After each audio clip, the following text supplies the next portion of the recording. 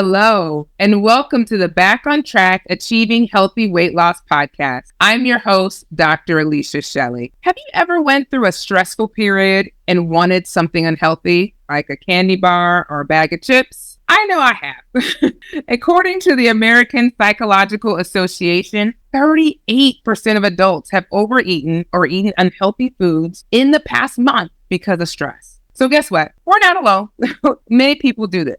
And today I have Dr. Melissa McCreary, a renowned clinical psychologist specializing in emotional eating and overeating, to help us overcome the emotional eating and overeating that can occur. She has over 25 years of experience in the field, and she has become a leading expert in helping women overcome their struggles with food and achieving lasting results. She is also the host of the Too Much on Her Plate podcast and the author of Emotional Eating Rescue Plan for Smart, Busy Women. Now, does that sound like you? I know it sounds like me.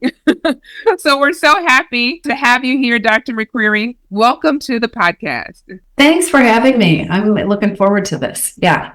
Well, first of all, will you mind maybe sharing a little bit more about yourself and your story and with emotional eating as well? Absolutely. I have been working with women around issues related to food and weight and eating and their bodies and every combination you can think of for my entire professional career.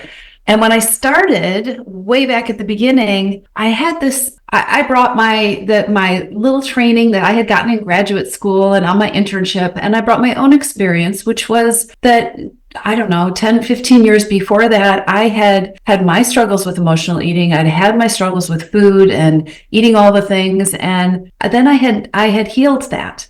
Much to my surprise, when I became a psychologist, I learned that people weren't being given the expectation that you could heal this, that you could become free of emotional eating, that you could create a relationship with food that you actually love and that doesn't take up all your life and all your brain space to try to control. And that shocked me. I saw woman after woman after woman who was in my office living an amazing life, doing smart, amazing things in all these other areas, and then sitting across from me and saying, I know this is something I'm always going to struggle with. I'm always going to have to work really hard to control this.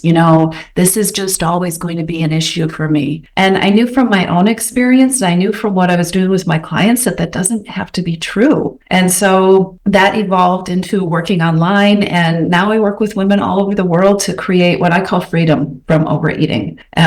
By getting to the root of things so that you don't have to always be in control. That's wonderful. Well, for those who may not be familiar, could you maybe define what emotional eating is and what are some of the common triggers?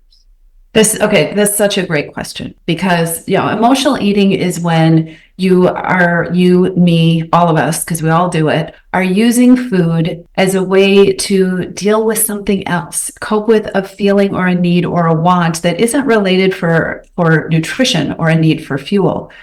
So that's what emotional eating is. And it's important to be able to identify why we are eating. However, I think that I just had somebody say to me the other day, they said, okay, great. I know I'm an emotional eater, but how does that help me? I know I'm stress eating, but how does that help me? What am I supposed to do about it?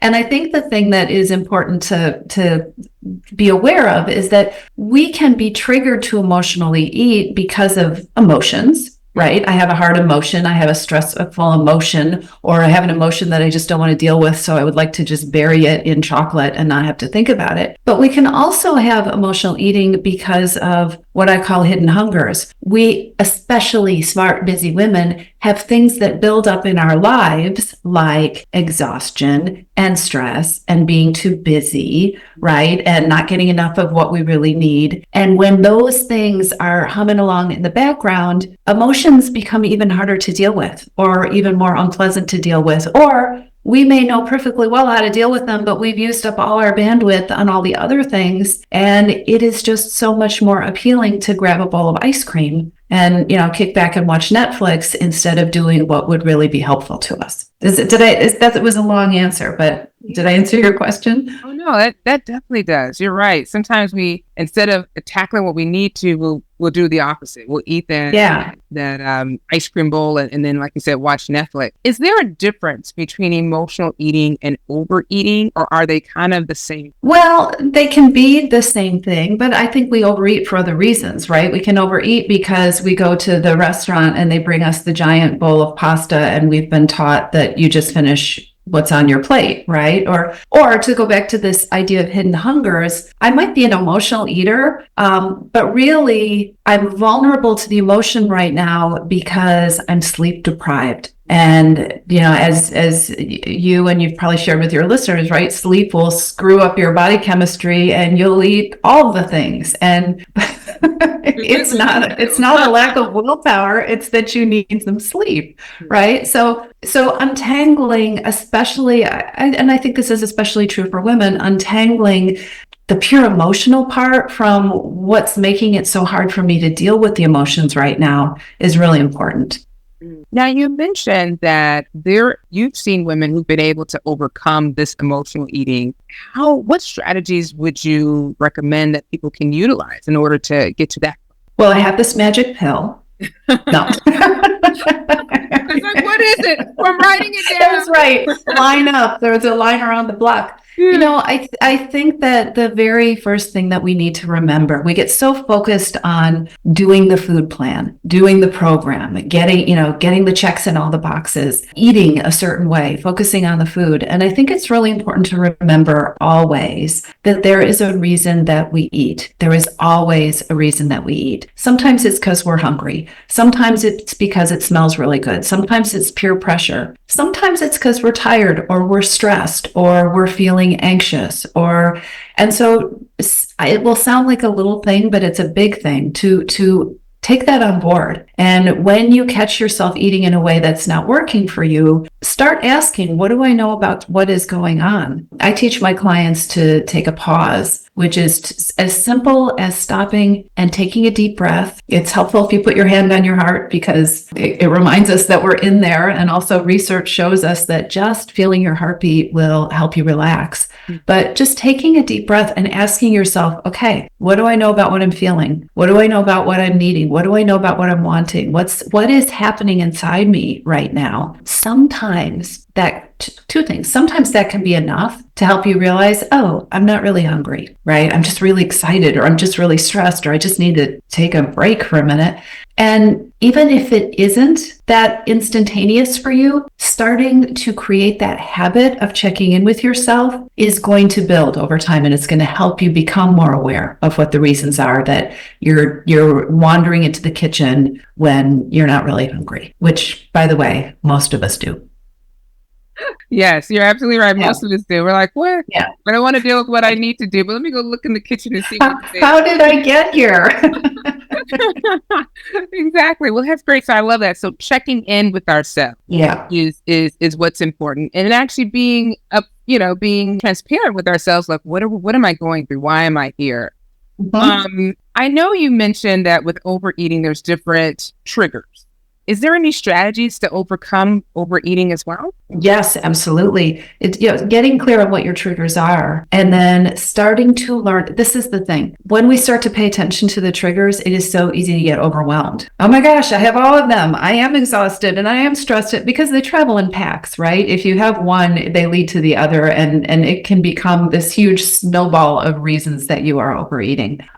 The easiest way I can guide you through this is what I have done is create a quiz on my website, which is called the Hidden Hungers Quiz. And you can go there. It will tell you, it's not going to say, oh my gosh, you have all of them. It's going to say, okay, this is your primary one. This is the place to start. And here's the other thing, because our brains tend to tell us that we have to do real big dramatic things to make a difference. We have to dive in and then we just create more overwhelm. And half the time it's easier to just go get some chips instead of dealing with it, right? What you need is a small, doable action step. So the easiest path is go take the quiz. You can find out your primary hidden hunger. You can get an action step like take 5 minutes for yourself, right? Plan a way of stopping on the way home from work before you walk in the door and ask, doing that pause maybe. Or sleep. Oh my gosh, if sleep is your primary hidden hunger, we got to hit that first because if you don't pay attention to the sleep or the rest or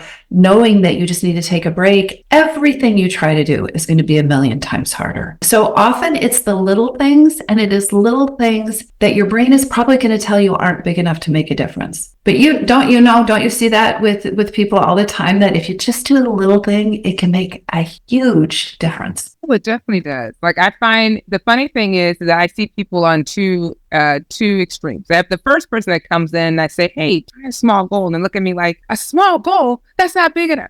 And so then at home, they try it. They come back maybe 3 months later. They're like, you know what? It did work. I just did the small goals. And then I did this. And then it just helped, especially when they're so busy. It's sometimes in our mind, I know myself, I'm like, oh, I don't have enough time. But if you start with the small goals, you realize, oh, yeah, I guess I do have time. So you're absolutely right. I do feel like the small goals are so helpful. They build. And I don't think that the whole weight loss culture, I don't think it teaches us that it's okay to take small, doable steps. You think about all these dramatic before and after pictures and instant results and all these things that aren't really real or sustainable. But we've come to just forget that we create success in all the other areas of our life by doing these small things, by just showing up for ourselves in these little ways, right? How can I take care of myself? How can I be kind to my stress? I'm feeling anxious right now. What would feel good? Sometimes that's enough. You're absolutely right. And I love that. Sometimes I think it's important that we do take time for ourselves. And yeah. And I do see that in my practice where I always ask people, like, what do you do to relax? What do you do to de-stress? And it's always surprising that you have some people that they don't know because they haven't done it. They've been taking care of everybody else. And they are so good at that. Yeah. If you're comfort eating, if the emotional eating you see is really a lot of comfort eating, or that eating because I deserve it, which a lot of women fall into at the end of the day, right? Or they're staying up way too late to eat because they deserve a treat or something. It's really time to look. A lot of times that's a hidden hunger for self-care and for me time. Well, before we leave, any last minute advice or anything that you would give to the audience who may be struggling with overeating or emotional eating? You are not lazy. You do not need more willpower. There is a reason this is happening. There is a reason you are being pulled to the food. I'm sure that on your podcast, you're talking about lots of different things and avenues to explore. Just being open to there's something going on. I'm a smart person and I can figure this out. May need help to do it, but there's a reason. And it's not that there's something defective about you as a human being. That's excellent. Thank you so much. Would you mind just sharing with us again your website where people can find your quiz and how someone else can work with you? Absolutely. I'm easy to find. Too Much on Her Plate, TOOMuchOnHerPlate.com is the website. I'm Too Much on Her Plate on Facebook, Too Much on Her Plate on Instagram, and the podcast is Too Much on Her Plate. And if you go to the website, that you'll see the quiz. It's absolutely free. You just take it and get your resources and take your simple action step. Thank you so much, Dr. McCreary, for coming on to the podcast and just sharing your knowledge and information. And thank you all for joining us on the Back on Track Achieving Healthy Weight Loss. If you like this episode, please share it with others. And don't forget to like it and subscribe and leave a 5-star review. All right, see you all next time.